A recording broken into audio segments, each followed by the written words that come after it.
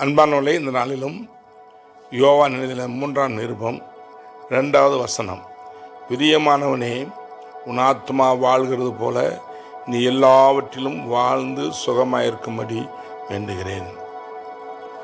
நம்முடைய ஆத்மா வாழ்கிறது போல நம்முடைய ஆவிக்குரிய வாழ்க்கை, சரீர வாழ்க்கை, பொருளாதார வாழ்க்கை, சுக வாழ்வு, சமாதான வாழ்வு, குடும்ப வாழ்வு, எல்லாவற்றிலும் நம்ம ஒரு தொழில் செய்தால் அந்த தொழிலில், உங்கள் பிள்ளைகள் வாழ்க்கை, உங்களுடைய சபை, உங்கள் தனிப்பட்ட வாழ்க்கை, எல்லாவற்றிலும் நீங்கள் உங்கள் ஆத்மா வாழ்கிறது போல எல்லாவற்றிலும் வாழ்ந்து சுகமாயிருக்கும்படி வேண்டுகிறேன் என்று இந்த வசனம் சொல்லுகிறது. அருமையானவர்களே, வார்த்தை நம்மை வாழ வைக்கிறது.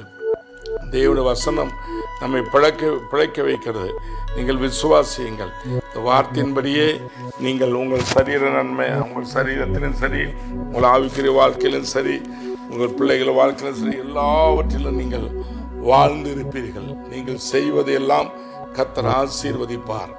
நீங்கள் போகிற இடத்துல நீங்கள் ஆசீர்வாதமாய் இருப்பீர்கள்.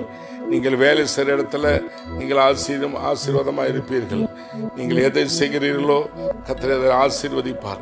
நீட்டித்த வாழ்வு கொடுத்து மகிழ்ச்சியும் சமாதானமும் சுகமும் நிறைந்த வாழ்வை கொடுப்பார். உங்கள் குடும்பத்தில் மெய்யான சமாதானத்தின் சந்தோஷத்தை கொடுத்து வாழ்ந்து சுகித்திருக்க பண்ணுவார். நீங்கள் எல்லாவற்றிலும் ஒன்றிலும் குறைவில்லாதவர்களாய், நிறைவுள்ளவர்களாய், எல்லாவற்றிலும் வாழ்ந்து சுகமாயிருப்பீர்களாக என்று சொல்லி இந்த காலவேளையிலே உங்களை வாழ்த்தி ஆசீர்வதிக்கிறேன். அப்படியே நீங்கள் இருப்பீர்களாக. ஆமென். God bless you.